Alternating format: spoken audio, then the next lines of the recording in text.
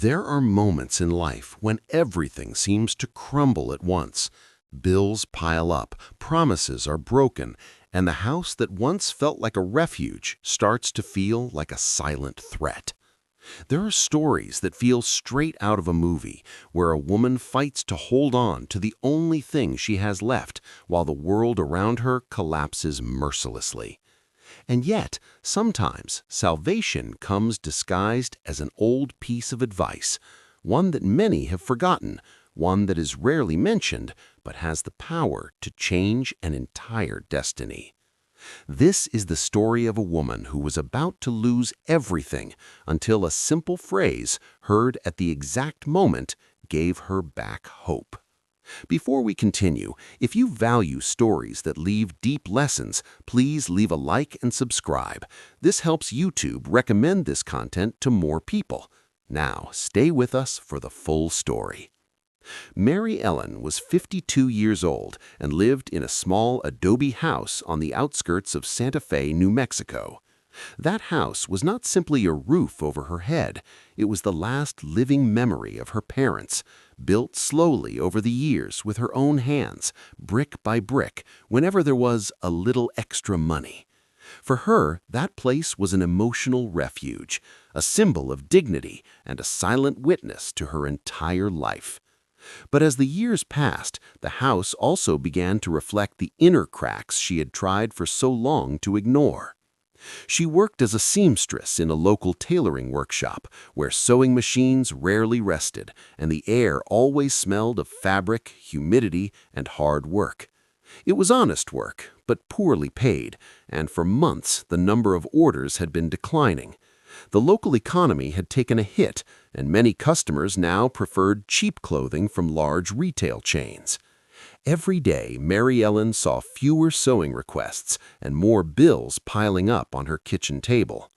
She had been living alone since her children moved away in search of better opportunities in other cities and states.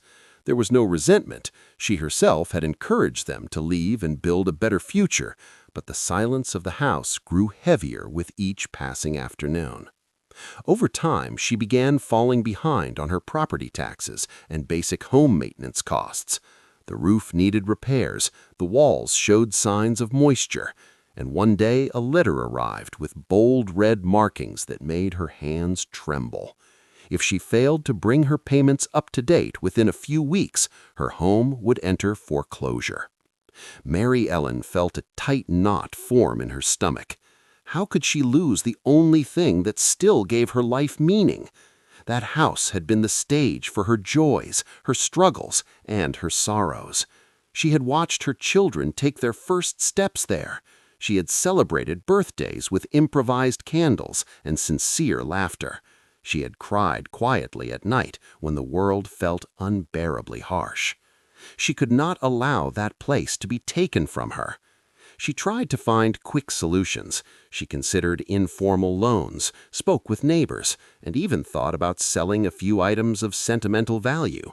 But everything felt insufficient. Every time she reviewed her expense notebook, she discovered small leaks, impulsive grocery purchases, unrecorded expenses, forgotten payments. Her finances were like a container full of holes. One winter night, as cold wind rattled the windows, Mary Ellen sat at the table with a single candle lit and an old notebook in front of her. Her hands trembled as she opened it, and she took a deep breath. She had to find a way out, even if it was small. She had to fight for her home, for her story, for herself.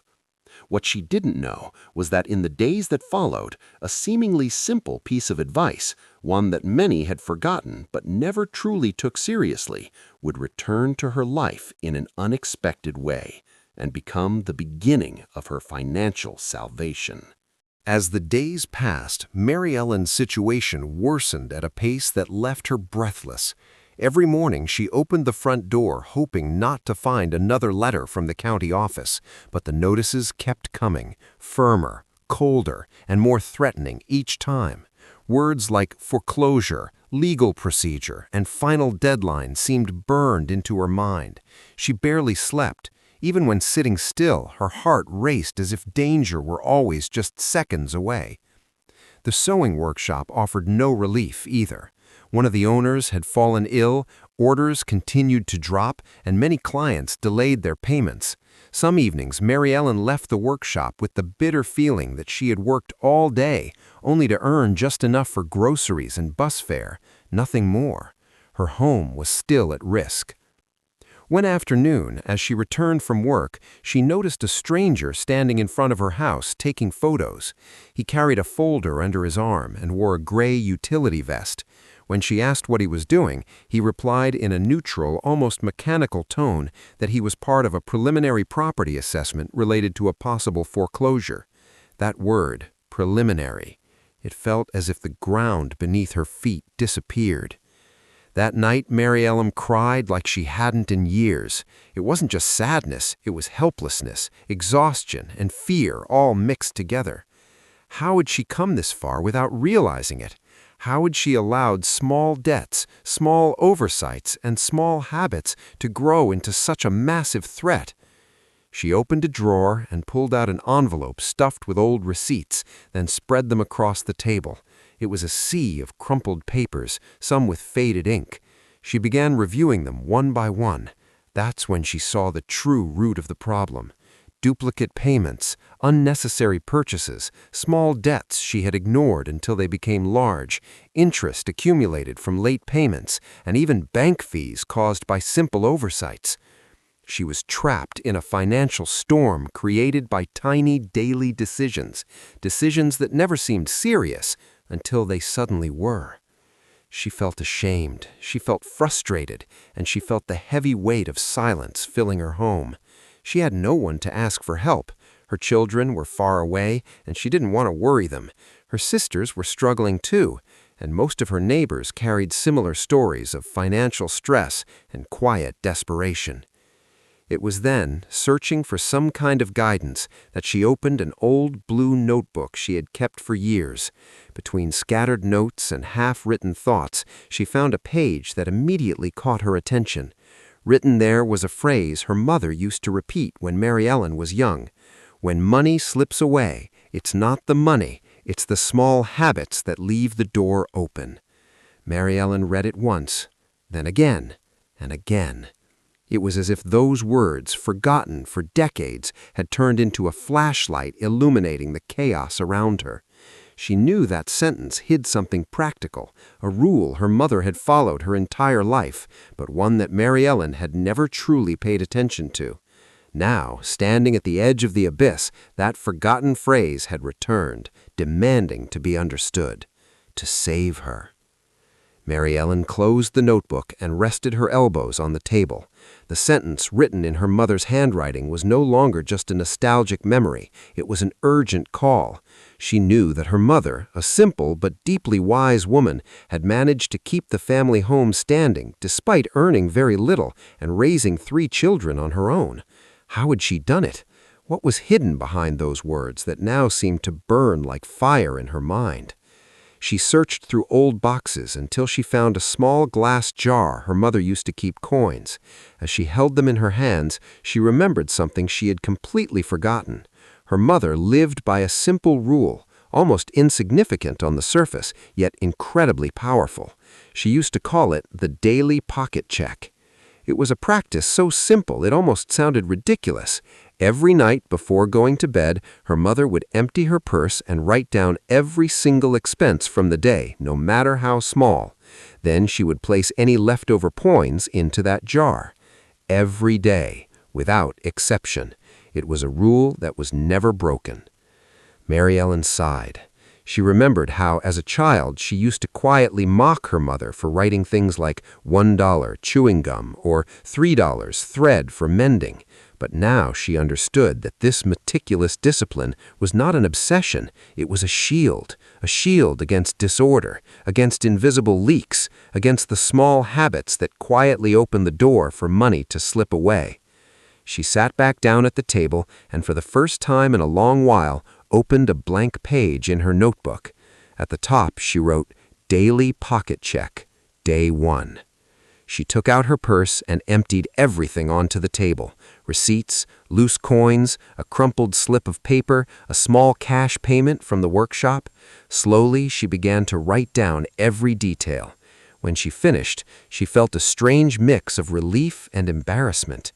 In a single day, she had spent the equivalent of 2 full days of work on things she barely remembered buying. That's when she truly understood the real advice hidden in her mother's words. When you know where every dollar goes, you regain control of your life. In the days that followed, Mary Ellen committed herself fully to the habit. She wrote down everything, from bus fare to groceries, from a bottle of water to a small impulse snack. She placed the leftover coins into the jar just as her mother used to, no matter how small the amount. Something unexpected began to happen. For the first time, she could see her financial life clearly. The leaks that once felt invisible were now right in front of her, exposed, undeniable. Irrational spending, emotional purchases, duplicate payments, things she didn't need, things she bought without thinking. That small, forgotten piece of advice, a humble, old-fashioned household rule, was revealing the full map of her situation. And with that map in her hands, for the first time in months, she could finally see a way out. During the first few weeks, Mary Ellen surprised herself by following the daily pocket check with almost sacred discipline. Every night, she lit a small candle, opened her notebook, and carefully broke down her day as if it were a puzzle. It wasn't a quick or comfortable exercise. It forced her to confront decisions she had long preferred to ignore. And yet, there was something deeply liberating about it. For the first time, she was no longer walking through life blindly. After 10 days, she began to notice the first changes. She stopped buying things just in case. She paused before spending, and for the first time in years, she carried exact cash amounts instead of guessing.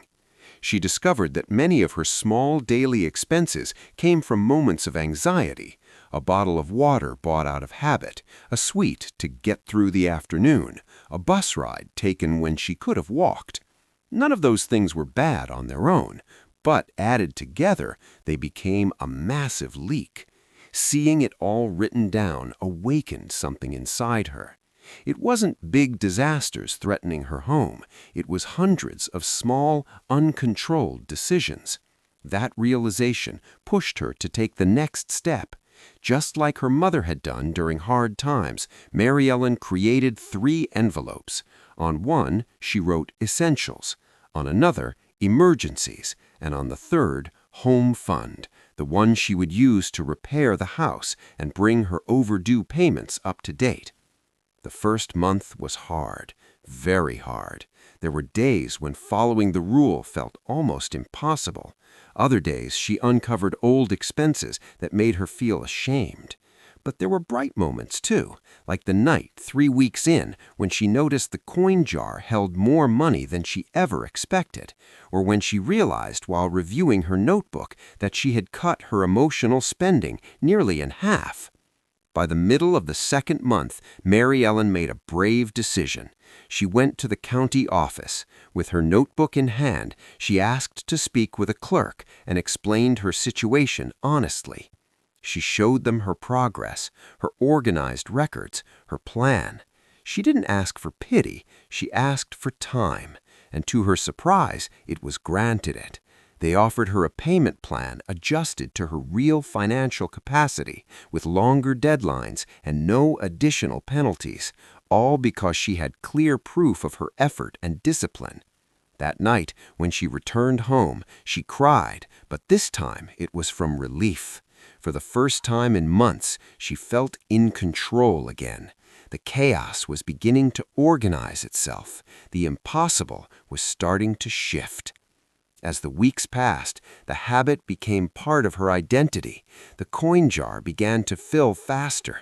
The envelopes, once empty, started to hold small but steady stacks of bills. And her house, the same house that had been on the brink of foreclosure, began to feel safe again. What surprised her most was this: the transformation did not come from earning more money. It came from managing wisely the little she already had, all thanks to that forgotten piece of advice. A few months passed, and Mary Ellen's life began to change in a way that was as quiet as it was powerful. It wasn't a sudden or miraculous transformation, but the natural result of every small decision she had made since the day she rediscovered her mother's words. That forgotten piece of advice became her guiding light, leading her forward even when uncertainty was still part of her reality. The moisture stains on the walls stopped spreading. She managed to buy a low-cost bucket of paint, and with the help of a neighbor, she repainted the damaged areas together with him. The roof, though still old, felt secure again after she paid the first overdue maintenance installments. The heavy, gloomy atmosphere that had taken over her home slowly began to fade. The house wasn't just being saved, it was coming back to life. One afternoon, as she checked her coin jar, now filled to the very top, Mary Ellen realized something that left her speechless. In just 3 months, she had saved more money than she had in the previous 6 years combined. Not because she had earned more, but because she finally had real control. That small jar, the same humble jar her mother had filled night after night, now represented her own financial rebirth. At the sewing workshop, others noticed the change as well. She used to be distracted, anxious, her mind constantly overwhelmed by worries. Now she worked with calm focus, clarity, and a renewed sense of purpose. Her supervisor even offered her a few extra assignments after noticing her commitment. They weren't large sums, but every dollar mattered, and in Mary Ellen's hands, each dollar had a clear destination. One quiet afternoon, as sunlight filtered through the window, Mary Ellen opened her notebook and slowly flipped through the pages filled with notes. There were her first days of anguish, her mistakes, her small victories, the nights she nearly gave up, and the mornings she chose to continue. She felt a deep tenderness for the woman she had been, a woman who had stood on the edge of losing everything, yet found the courage to fight. That was the moment she fully understood her mother's true lesson.